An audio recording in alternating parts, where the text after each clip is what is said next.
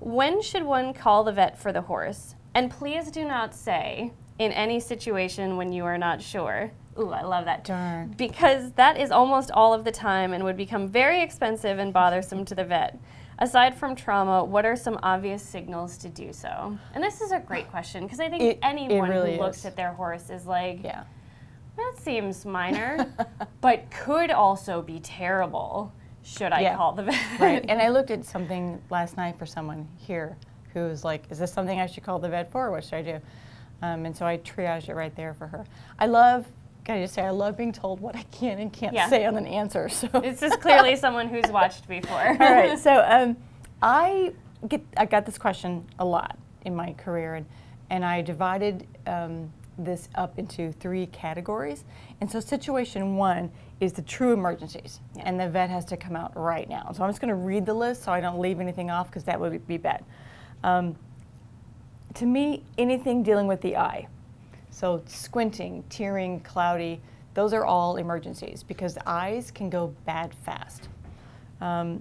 If you're completely unable to bear weight on a limb or to stand, or you can't move at all, laminitis, which is a front feet, usually colic, neurologic signs, that's an emergency, profuse bleeding, clearly, full thickness skin lacerations, punctures or wounds actually near joints, because they might look insignificant, but they could be career and potentially life-threatening.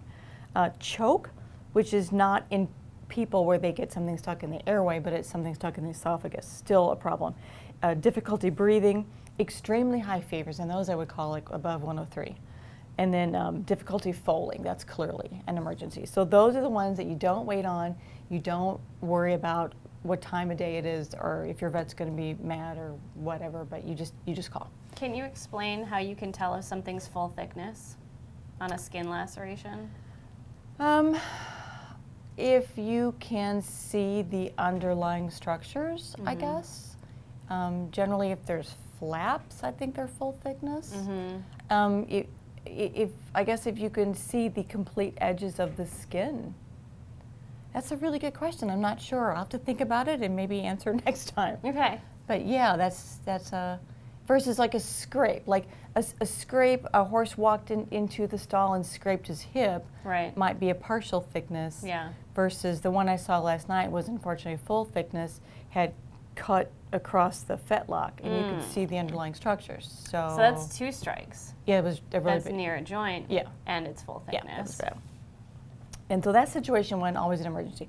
Situation 2, it's an emergency, and the vet still needs to come out, but like that day. So these are drop everything.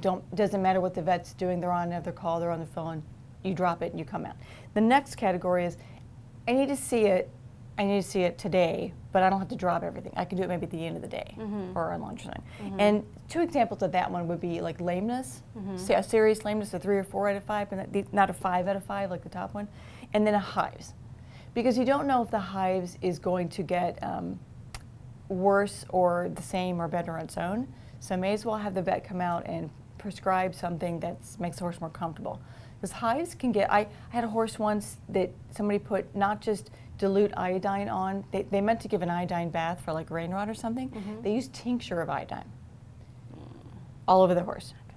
And this horse was like somebody just, I mean, it was violent. Yeah. And that was an emergency. So, and then the last situation is you call your vet and you both agree that it's not serious or emergency right now, and maybe you have the skills to manage it. So this is an example of those not full thickness wounds, or the partial thickness wounds, and also like a low grade fever, like it's 102 or it's 101. You're like, I think I'll just watch that, because I haven't seen any respiratory signs yet, or I haven't seen any diarrhea, so maybe it's just a mild low grade fever, and in a day it'll be totally fine.